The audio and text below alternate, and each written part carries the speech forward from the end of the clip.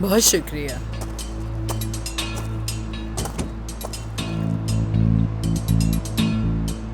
बुराक साहब, आपको इंतजार करवाने के लिए बहुत बहुत माफी चाहती हूँ। क्या हुआ, आपने मुझे यहाँ क्यों बुलाया? पता नहीं क्यों, शायद ये जगह मुझे पसंद है। हम यहाँ बातचीत करेंगे और अगर हम किसी बात पर अग्री नहीं कर पाए तो पीछे कंस्ट्रक्शन एरिया है, वहाँ जाकर सारे मसले हल कर लेंगे। वो बात यह है बुराक कि सुनिए, आप एक आर्किटेक्ट हैं और आप जानते हैं कि बिल्डिंग की बुनियाद किस तरह से मजबूत की जाती है।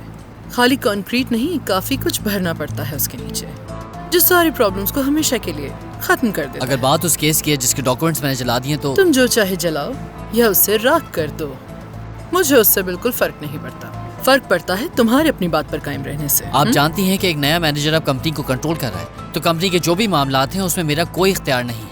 लेकिन मैंने फारूक के साथ। खामोश। क्या हो गया है तुम्हें बुराक? अभी तो तुम बहुत जवान हो, जरा अच्छी तरह सोच लो। मुझे एक बात बताओ, तुमसे उम्मीद लगा के कुछ गलत किया क्या मैंने? हाँ, मगर थोड़ी सी शायद मोटिवेशन की जरूरत है तुम्हें। कैसी मोटिवेशन? $2 मिलियन। क्या? $2 मिलियन आर्टिमम के थ्रू लॉन्डर होंगे। कितना सादा है। ये मुझसे नहीं हो पाएगा, आप समझती क्यों नहीं? इतना बड़ा अमाउंट लॉन्डर करना मेरे लिए बहुत ही मुश्किल है। कहाँ मुश्किल है, हमने भी तो तुम्हारी मदद की थी। याद है 12 होटल की रेनोवेशन के लिए तुम हमारे ही पास तो आए थे। तुम्हें इनवॉइस इशू किए जाएंगे। अब तो अपने फायदे की बात सोचो बुराक, क्या हो गया है तुम्हें? समझते क्यों नहीं? आप ये मेरी बात क्यों नहीं समझ पा रही कि मैं सिर्फ एक एम्प्लॉय की हैसियत से हूँ, साइनिंग अथॉरिटी नहीं है मेरे पास। ठीक है, ये तुम्हारे बाबा का फैसला है ना। देखा जाए तो तुम ही इसके वारिस हो, तुम्हें ही कुछ करना होगा। लेकिन अब क्या कर सकते हैं, कुछ तो सोचना होगा। मैं एक आइडिया दूं? अगर तुम्हारे बाबा को हम बिजनेस से आउट कर देते हैं और ये इंश्योर करें कि तुम बिजनेस संभालोगे, हाँ, तो सब प्रॉब्लम सॉल्व हो जाएगी। नो नो नो, ऐसा नहीं हो सकता। मेरे पापा को कुछ मत कीजिएगा।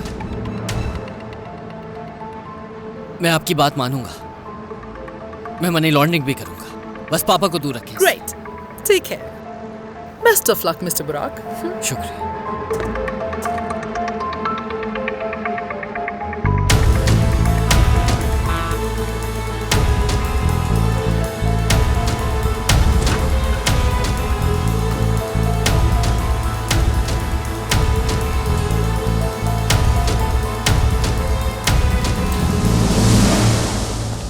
अब क्या करें, हमारी तो ऐसी की तैसी हो गई। कोई भी इस कंपनी को नहीं बचा सकता। अब क्या होगा, हम नहीं बच सकते।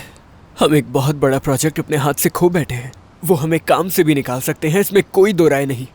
हमने हर तरह की कोशिश की और बहुत से रिस्क भी उठाए। सेलिन, इसकी वजह तुम ही हो। मुझे इल्जाम देना छोड़ दो अब। उस पुलिस वाले ने गलत नंबर मिला के दिया, इसमें मेरी क्या गलती है? ये हो जाएगा मुझे थोड़ी मालूम था। तुमने ऑनलाइन कोई चाबी ताले वाला क्यों बुलाया? मास्टर मुकर्रम को क्यों नहीं फोन किया? उन्होंने ही तो तुम्हारा घर रेनोवेट किया। तुम्हें क्या लगता है मुझे ये नहीं मालूम यास्मीन? उस वक्त याद नहीं आया। किस्मत ही खराब है मेरी। ये क्या है? नाराज हूं मैं। मेरे बजाय एक अजनबी को बुला लिया, गलत है ये। ऐसा नहीं करना चाहिए था। मुझे माफ कर दे, मुझे याद नहीं आया। सब कुछ इतना अचानक हो गया था ना, इसलिए। मगर अब याद रखूंगी। पागल हो जाऊंगी मैं। बुराक को हम इस बारे में कैसे बताएंगे?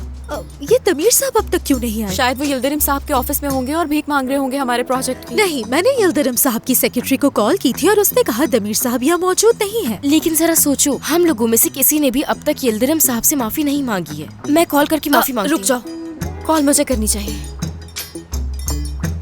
या फिर कोई और आइडिया है? फूल भेजना कैसा रहेगा? तुम बिल्कुल ठीक कह रही हो। हमें फूल और चॉकलेट की दुकान पे फोन करना चाहिए। उनसे अच्छा सा गिफ्ट भी मंगवाओ। ऐसा टेडी बेयर मंगवाओ जिसके दिल पर वी आर सॉरी लिखा हो। ठीक है, अभी कर देती हूँ।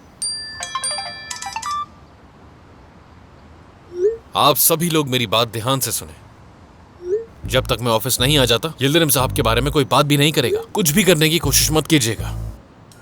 क्या उन्होंने हमें सुन लिया? लगता है कोई हमारी निगरानी कर रहा है। किसी ने हम पर नजर रखी है जरूर। नहीं, ऐसा बिल्कुल मुमकिन नहीं। फजूल बातें मत किया करो।